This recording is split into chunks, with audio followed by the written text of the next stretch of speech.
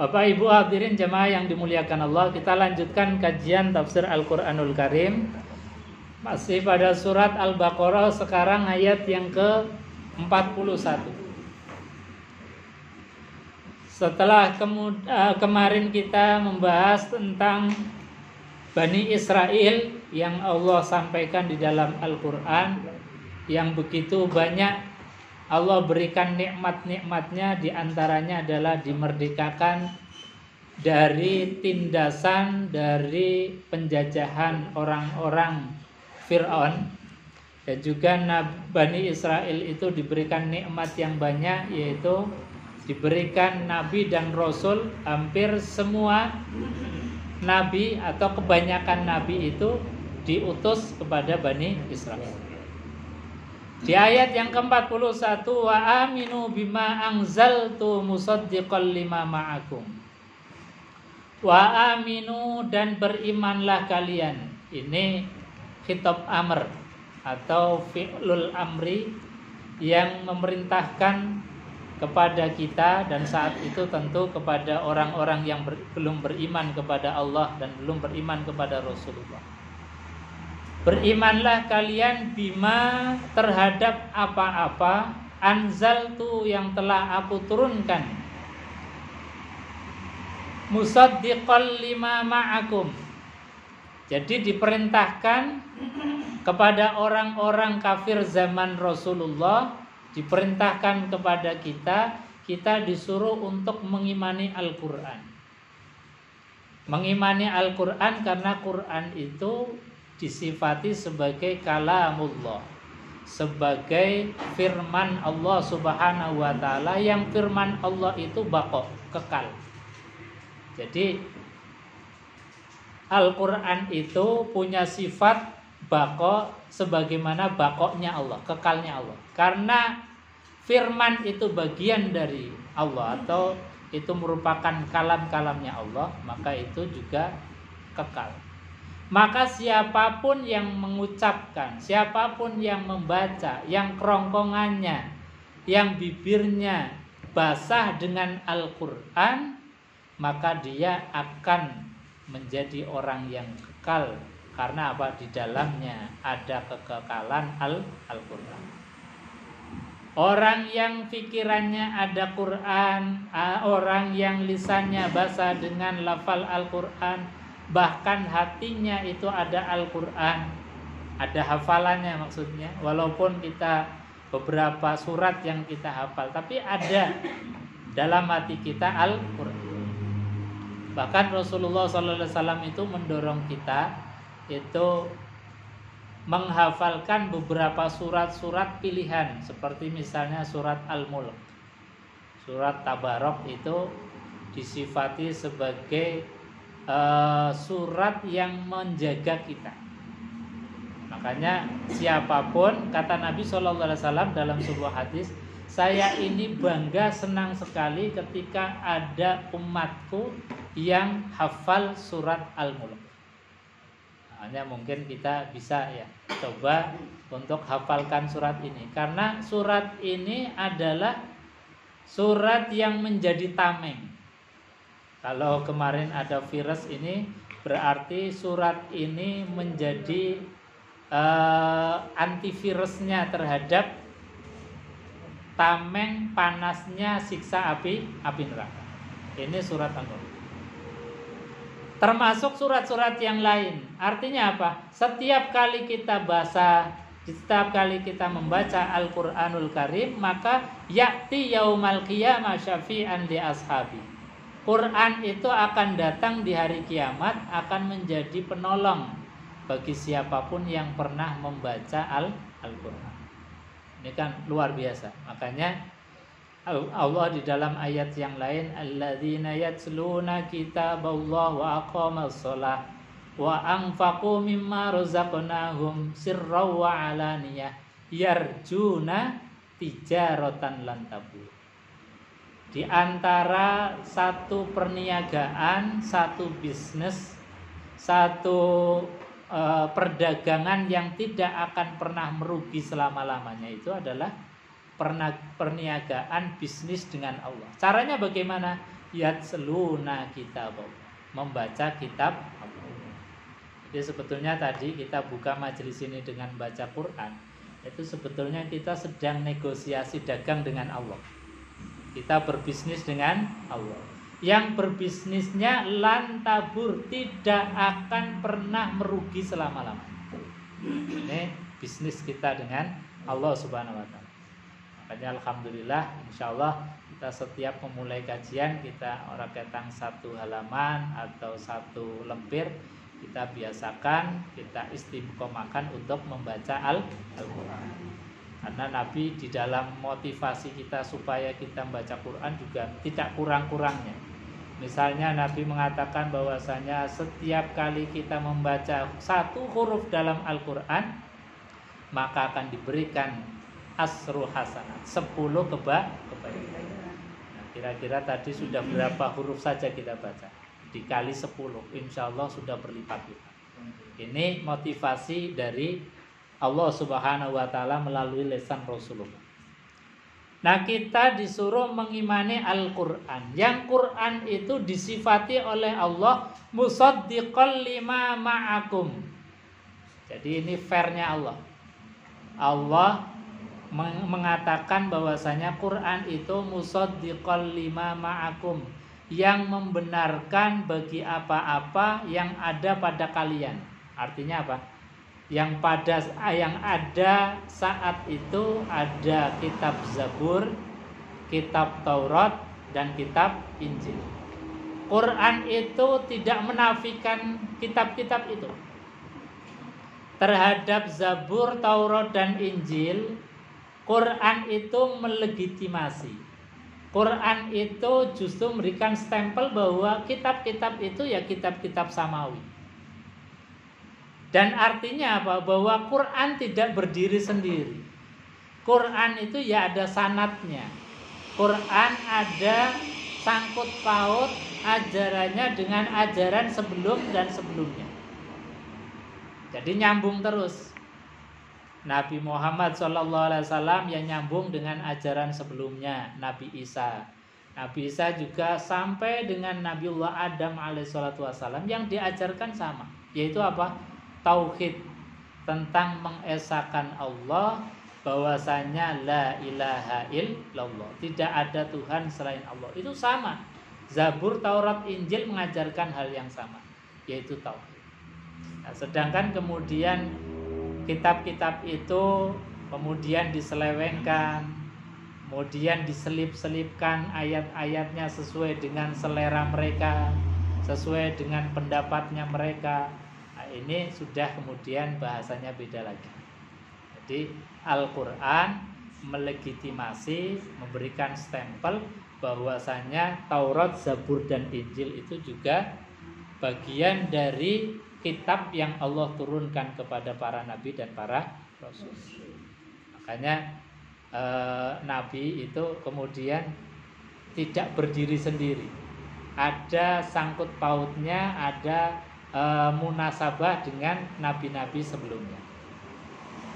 Jadi Quran itu disifati sebagai musaddiqal lima ma'akum, yang membenarkan bagi apa-apa yang ada pada kalian. Makanya kita diantara rukun imannya adalah mengimani kitab-kitab Allah. Kita iman kepada Quran saja nggak cukup. Jadi wa amantu bil kitab, artinya kitab itu semua kitab yang Allah turunkan kita harus percaya. Tidak kemudian saya hanya mengikuti Quran saja. Iya, kalau sekarang ikutannya Quran, tapi kita tidak boleh menafikan bahwa Allah itu pernah menurunkan kitab. Wala takunu awwala kafirin bi, wala takunu, dan janganlah kalian menjadi awwala kafir, orang yang pertama kali ingkar, pertama kali kafir ketika Quran datang. Ketika petunjuk datang, ketika nur cahaya datang, jangan sampai kita menjadi orang yang kemudian ingkar pertama. Artinya apa? Ketika Quran datang harusnya asmi', dengarkanlah dulu. Dengarkan, kemudian kita resapi, hayati. Kalau nggak setuju, kita renungkan dulu sebelum kemudian kita memutuskan. Syukur ketika kita itu mendengar langsung sami'na wa ata'na. Itu yang terbaik. Jadi Quran datang sami'na wa ata'na. Kita mengatakan bahwasanya kami dengar dan kami patuh terhadap apapun yang Quran sampaikan. Apapun, meskipun mungkin logika kita belum menjangkau. Meskipun mungkin hukum-hukum yang di dalam Al-Quran kita mungkin belum menerima 100% misalnya. Karena mungkin ada hazun nafsi atau ilmu yang belum sampai kepada kita, sehingga kita kok begitu ya? Kok Quran begini ya? Ini kan karena kekurang luasan ilmu kita sehingga kita memahaminya menjadi sempit. Nah, hal-hal yang semacam itu jangan sampai kita menjadi awwala kafir. Orang yang pertama menjadi kafir. Makna daripada awwala kafirin bih ini juga diantaranya termasuk adalah orang yang ketika kita disampaikan Al-Quran, dibacakan Al-Quranul Karim, jangan sampai kemudian kita menolak atau kita berpaling dari bacaan Al-Quran. Maka di dalam Quran, wa idza quri'al Quran fastami'u lahu wa ansitu la'allakum turhamun. Jadi kata Quran ini panduannya dalam interaksi kita dengan Al-Quran. Fa idza quri'al Quran, ketika dibacakan Al-Quran, wa ansitu, maka dengarkan. Wa idza quri'al Qur'anu fastami'u, istami', dengarkan. Wa ansitu, dan perhatikan dengan baik. Ansit, dengar, diam. Jadi dengarkan, diam, jangan berisik, jangan gaduh. Ya, ini makanya kemudian menjadi turunan fikihnya ketika dibacakan Quran. Itu kalau misalnya dalam sholat itu ya kita mendengar imam baca Al-Quran Fatihah, kita mendengarkan. Nanti kalau sudah Fatihah selesai yang disampaikan dibacakan oleh imam, baru kita makmum itu membaca Fatihahnya sendiri. Ini kalau mazhab Imam Syafi'i. Jadi gantian. Karena apa? Karena ada perintahnya wa idza quri'al Quran fastami'u lahu wa ansitu. Makanya di dalam mazhab Imam Syafi'i, karena Fatihah ini menjadi rukunnya sholat, maka imam baca Fatihah, kita makmum mendengarkan dulu. Baru setelah itu imam seyogianya memberikan jeda waktu untuk Fatihahnya makmum. Ini jadi dalam fikihnya Imam Syafi'i, Fatihahnya imam dulu, kemudian imam berhenti sejenak, ngasih jeda waktu kira-kira makmum membaca Fatihah supaya tidak double-double. Jadi imamnya baca Quran, makmumnya juga baca Quran. Ini idealnya ya, idealnya. Jadi gantian. Setelah makmum dirasa selesai, baru imam meneruskan bacaan surat-surat pilihan. Nah, ini sekali lagi idealnya. Jangan kemudian kok misalnya di masjid atau saya sendiri kadang-kadang ya nggak ngasih jeda yang panjang. Nah, tapi idealnya begitu kalau dalam bahasan-bahasan kitab, ya. Bahasan-bahasan kitab Fatihah. Tapi kalau Imam Ahmad itu memberikan pandangan hukum, kalau imam itu sudah membaca Al-Quran, makmum itu yang mendengar ansit, sudah mendengarkan saja. Tidak usah baca Fatihah ataupun surat. Karena dalilnya wa idza quri'al Qur'an fastami'u lahu wa ansitu la'allakum turhamun. Jadi imamnya baca, makmumnya cukup mendengarkan. kecuali bagi makmum yang tidak mendengar bacaan Fatihahnya imam baru dia baca sendiri. Monggo jenengan pilih yang mana. Mau dirapel dengan Fatihahnya imam itu ya sah karena ada sandaran hukum, dalilnya juga jelas. Kalau kita Ustadz, saya dari kecil diajarkan Fatihah mengikuti Imam Syafi'i, ya itu juga sah. Jadi dua-dua saran hukum, pendapat hukum dari para ulama semuanya berdasarkan dari dalil-dalil yang ada. Jadi monggo, terserah pilihannya kita masing-masing. Yang salah, yang tidak itu sudah cetol, jelas. Jadi dalam tadi awwalaka firimbi, supaya kita tidak menjadi orang yang menjadi awal kekafiran ketika Quran datang, maka kita dengarkan perintahnya Quran. Ketika dibacakan Quran, dengarkan, kemudian diam, kemudian kita itu memperhatikan apa yang disampaikan oleh Quran, sehingga apa? Kata Quran, la'allakum turhamun, agar kalian itu dirahmati oleh Allah. Rahmat itu maknanya apa? Mendapatkan curahan cahaya dari Quran, mendapatkan ilmu dari Quran, mendapatkan nasihat dari Quran, mendapatkan obat dari Al-Quran. Karena bagaimana mungkin kemudian misalnya kita datang ke dokter, dikasih saran-sarannya nggak kita gatek, nggak kita perhatikan, ya kita nggak dapat obat. Begitu juga Quran datang membawa saran-saran, nasihat-nasihat, membawa obat. Kita nggak perhatikan, nah bagaimana mungkin kita dapat obatnya? Maka satu ayat yang kita perhatikan saja itu sudah obat yang dahsyat. Misalnya saja, dalam satu sholat misalnya, satu ayat saja atau kalimat saja kita perhatikan betul kalimat yang diucapkan imam. Misalnya Bismillahirrahmanirrahim, kita dengarkan betul, nengklengke, perhatikan betul, kemudian kita resapi.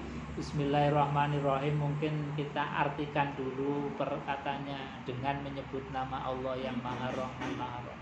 Kemudian kita dalami lagi rahmannya Allah untuk kita yang sudah kita dapatkan hari ini, saat itu apa? Ya Allah, ternyata tidak terhingga. Itu kan sudah Allahu Akbar. Jadi muncul kemudian Allah itu, kemudian ya Allah, rasanya kok kecil banget aku di hadapan Engkau.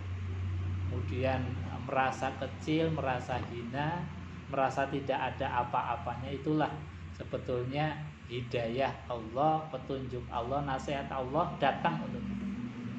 Bahkan ketika kita misalnya sholat dalam keadaan sakit, atau kita mendengar Al-Quran dalam keadaan sakit, tapi kita perhatikan betul ayat-ayat yang mungkin kita tahu persis tentang maknanya. Kemudian kita perhatikan dari corong speaker masjid misalnya, sebelum sholat itu kan biasanya di setel. Ada satu ayat saja yang kita perhatikan, satu ayat yang mungkin kita tahu, kemudian kita renungkan betul, itu secara otomatis nanti akan jadi syifa, jadi obat, jadi penenang hidup kita. Itu Al-Quranul Karim.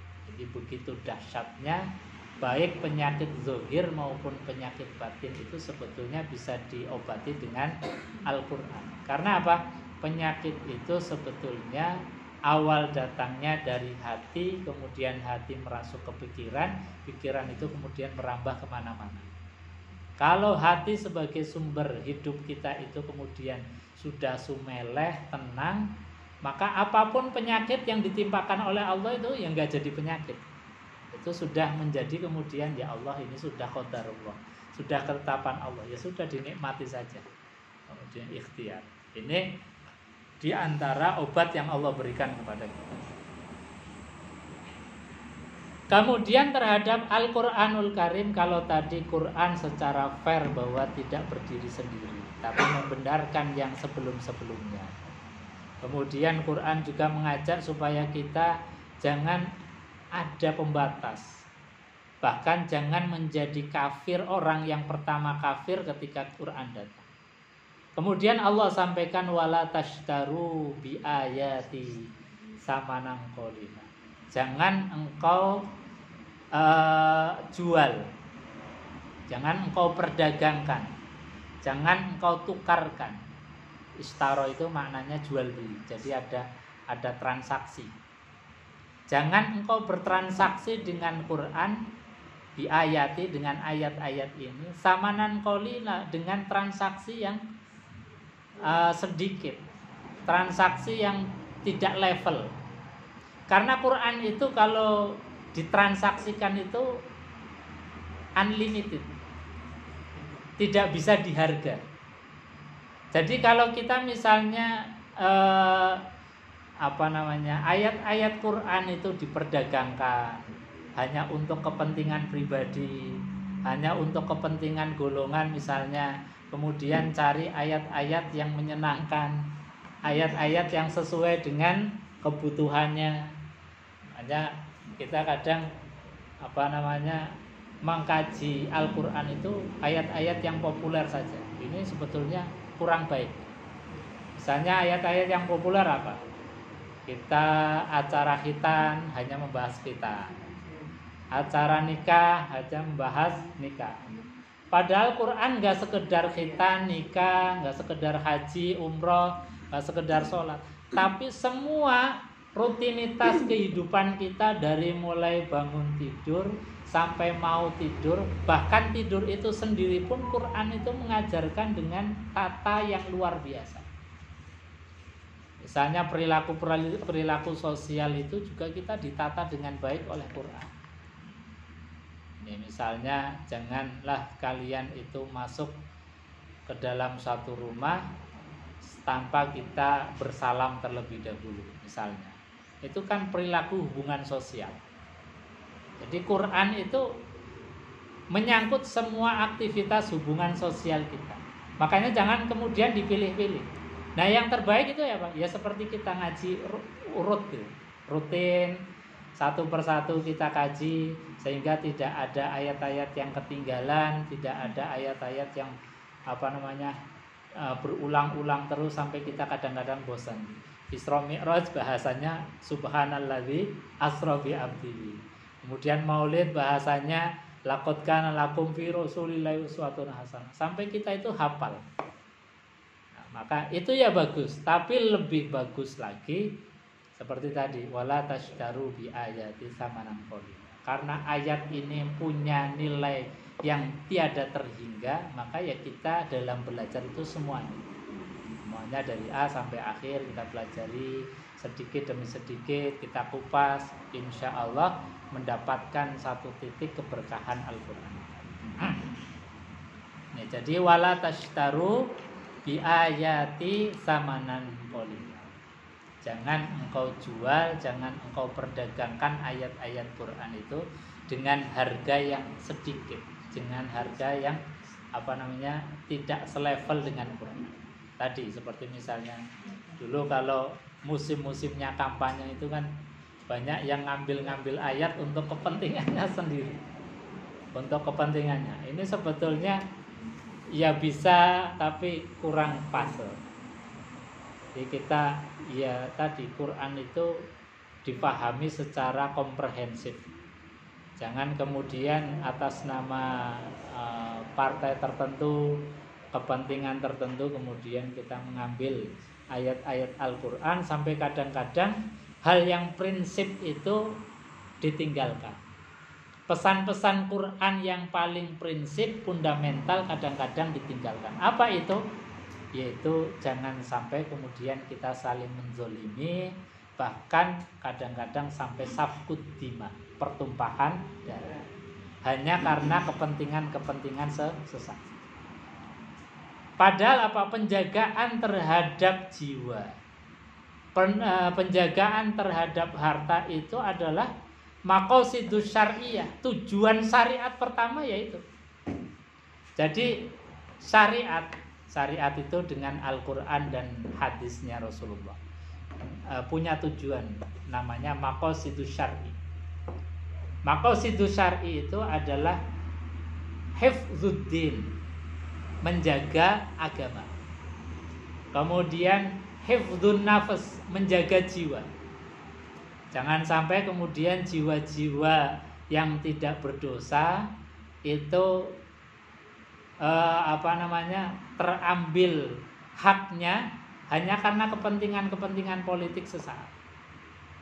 Makanya kita punya satu sejarah yang luar biasa yang dicontohkan misalnya di zaman Gus Dur. Itu kan ketika sukses itu sudah luar biasa, sampai ada yang mau membela dengan mati-matian. Tapi endingnya apa? Bahwa Gus Dur rela untuk turun supaya apa? Supaya tidak terjadi safkud dima, pertumpahan darah. Karena ini yang sebetulnya paling esensi. Quran itu menjaga ini. Makanya di dalam kita nanti suksesi, ada pemilihan presiden, kepala daerah, ya nggak apa-apa kita ribut-ribut, asal tadi hanya sekedarnya sajalah. Jangan sampai kemudian melanggar apa-apa yang menjadi prinsip Quran, menjadi prinsip dari syariat, yaitu menjaga jiwa, menjaga harta. Jadi hifdzuddin, hifdzun nafas, hifdzul mal, menjaga agama, menjaga jiwa, menjaga harta. Jadi harta itu ya harus dijaga. Meskipun itu hartanya orang kafir, tapi dalam satu perjanjian, namanya kafir mu'ahad atau mustakman. Jadi kafir yang sama-sama ingin perdamaian, sama-sama mengikat janji damai. Jadi kafir itu kan juga ada macam-macamnya. Kafir yang boleh dibunuh, diperangi hanya kafir harbi. Kafir yang memusuhi kita, memerangi kita, mengusir kita, baru kita boleh memerangi mereka. Selagi kafir itu kafir zimmi, yang sama-sama memegang janji perdamaian, itu haram hukumnya untuk ditumpahkan darah, haram hukumnya untuk diambil hartanya. Bahkan Nabi SAW itu betul-betul marah sekali. Beliau mengatakan bahwasanya barang siapa yang membunuh kafir zimmi, maka dia hakikatnya bermaksiat kepadaku. Artinya apa? Ya berhadapan dengan Rasulullah SAW. Karena apa? Nabi itu menjaga, Nabi itu rahmatan lil alamin. Maka sekali lagi tadi wala tashtaru bi ayati samanan qalila. Jangan kita menjual ayat-ayat ini dengan penjualan dengan harta atau dengan harga yang murah. Maka harga yang mahal itu adalah menjaga substansi Quran, menjaga hukum-hukum Quran itu supaya kemudian berjalan dengan semestinya, termasuk maqasidus syar'inya. Diakhiri ayat ini dengan kalimat wa iyaya fattaqun, dan hanya kepadaku kata Allah.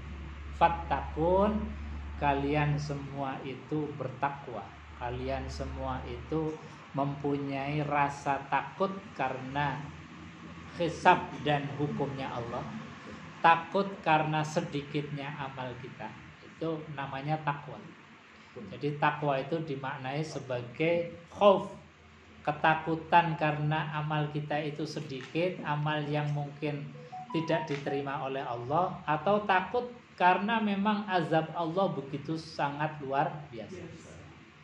Nah, takwa ini bisa kita itu breakdown untuk mengukur. Jadi takwa ini kan enggak apa yang bahasa atau kalimat yang abstrak. Maka supaya kita bisa mengukur kita itu sudah masuk dalam kategori takwa atau belum, itu para ulama kemudian membuat satu kurikulum takwa. Sebetulnya kurikulum Quran itu banyak, tapi diantara kurikulum takwa supaya kita bisa mengukur, mengevaluasi, kemudian kita bisa kira-kira sudah masuk atau belum. Ini misalnya di dalam satu kitab Al-Imam An-Nawawi misalnya, Nasahihul Ibad, itu beliau menjelaskan di antara karakteristik, di antara ciri orang yang bertakwa itu sebagaimana hurufnya. Jadi takwa itu kan hurufnya ada 4. Takwa itu hurufnya ada berapa, Bu? 4. Yang pertama ta, huruf ta, kemudian huruf ko, huruf wawu, dan huruf ya.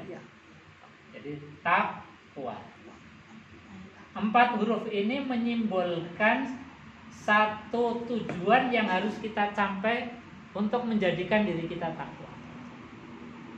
Ini kan supaya kita mudah. Jadi ya kurikulum buatan supaya memudahkan saja.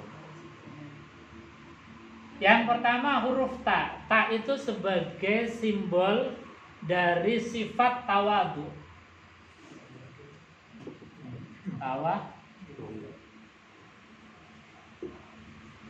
Jadi orang yang ingin bertakwa atau diharapkan untuk menjadi orang yang takwa, mau tidak mau harus punya sifat dan karakter tawadu. Tawadu itu diberikan kelebihan tapi tidak merasa atau tidak merasa paling tinggi. Diberikan ilmu tidak merasa paling pintar, diberikan harta tidak merasa paling kaya, diberikan kedudukan tidak merasa paling berkuasa sehingga kemudian sewenang-wenang. Ini tawadu. Jadi panjenengan semua hadir ini juga termasuk orang-orang tawadu. Jadi secara usia lebih sepuh tapi mau ngaji sama yang lebih muda, itu juga tawadu. Bahkan itu dokter tapi masih mau ngaji sama yang S1.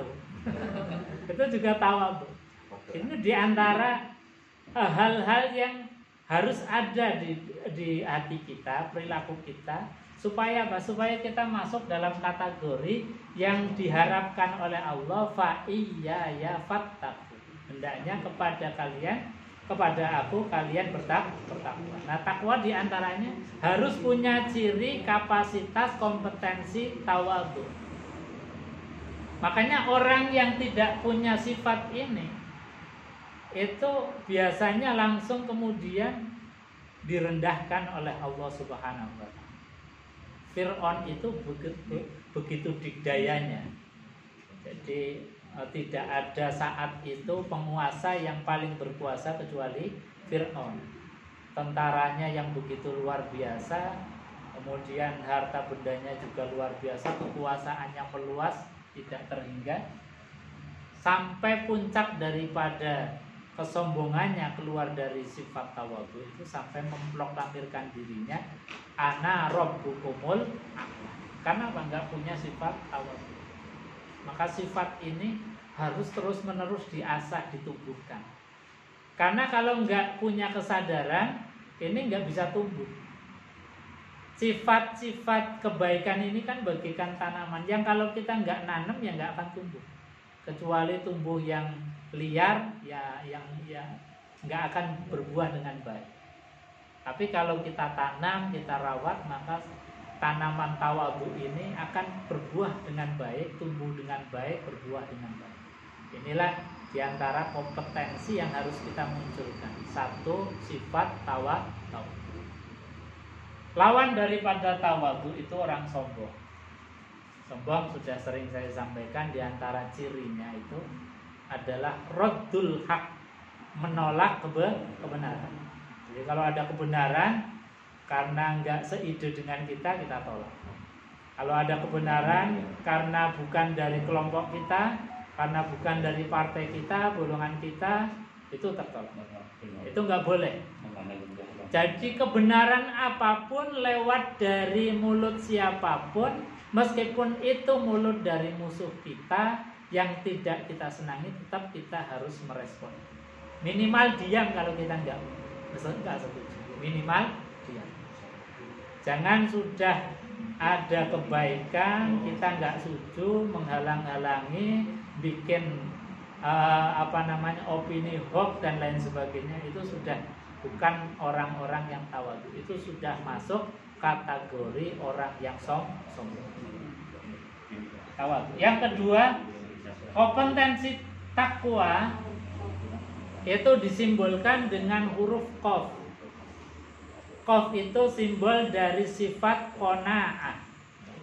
Qanaah itu merasa cukup terhadap apapun yang Allah berikan kepada kita. Jadi bahasanya enggak ngerangsang. Kalau Mbah Kun itu membahasakan tidak wal-wal kedual, asal bantal aspal diuntal.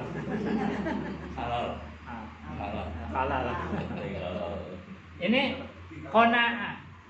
Jadi di antara sifat yang harus kita tumbuhkan itu qanaah. Qanaah cirinya apa?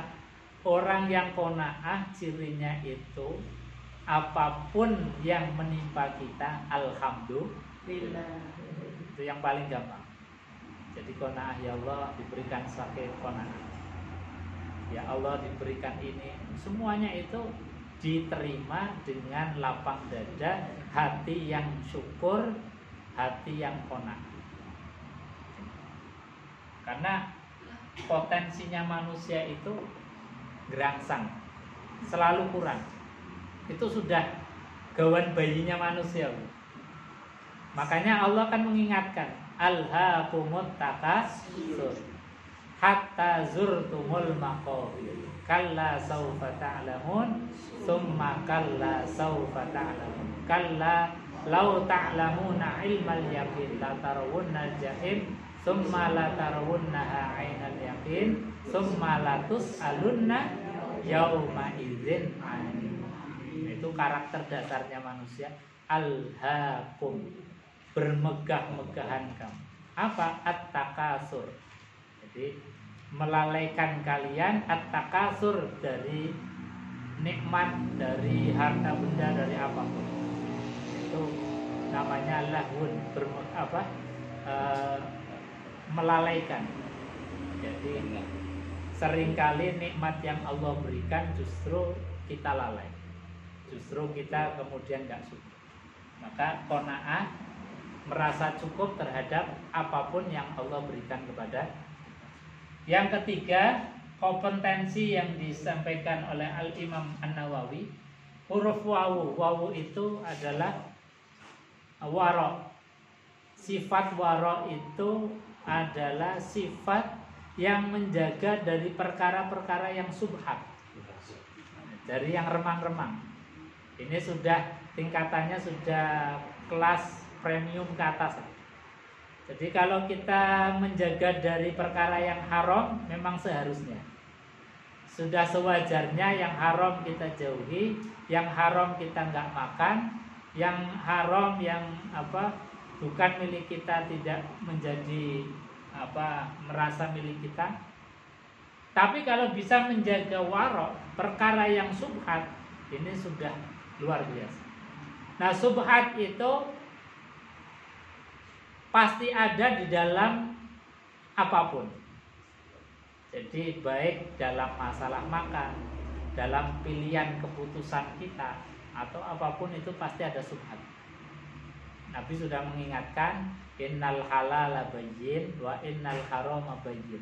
Yang halal itu sudah jelas, jadi ukurannya, batasan-batasannya jelas. Wa innal harama bayyin, yang haram juga sudah jelas. Wa bainahuma mutasyabih, yang antara halal dan haram itu yang mutasyabih, remang-remang.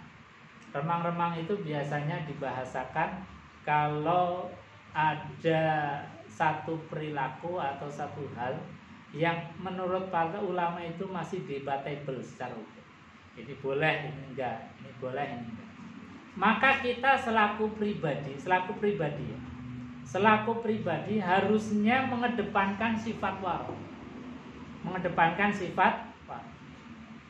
Tapi kalau kemudian kita diberikan pendapat hukum, sebaiknya memberikan kelonggaran. Ini satu etika. Kalau kita memberikan status hukum untuk kita, ambillah perkara hukum yang tadi menjaga perkara yang subhat. Tapi ketika kita memberikan saran hukum, berilah saran hukum yang meringankan. Karena Nabi mengatakan yassiru wala tu'assir. Mudahkanlah perkara untuk orang lain, jangan menyusahkan. Tidak seperti kita sekarang kadang-kadang kalau bisa disusahkan kenapa dimudahkan? Ini Rasulullah SAW. Jadi dalam pilihan-pilihan itu kita kedepankan untuk pribadi sifat wara. Jadi misalnya kita mau makan, ini halal atau haram ya, masih remang-remang, ya kita cari yang betul-betul kita tahu persis kehalalan, baru kita makan. Ini namanya sifat wara. Yang keempat, terakhir, kompetensi daripada takwa disimpulkan dengan huruf ya, yaitu artinya yakin terhadap keputusan Allah, yakin terhadap janji-janji Allah, yakin terhadap syariat-syariatnya Allah Subhanahu wa ta'ala. Nah, insyaallah kalau kita punya kompetensi ini saja, kita insyaallah digolongkan sebagai orang yang takwa. Kalau kompetensi lain banyak sekali di dalam Quran, insyaallah kapan-kapan kita bahas kalau pas bahas masalah takwa insyaallah. Mungkin itu dulu, barangkali ada yang menambahkan bahkan untuk dalam bahasa Jawa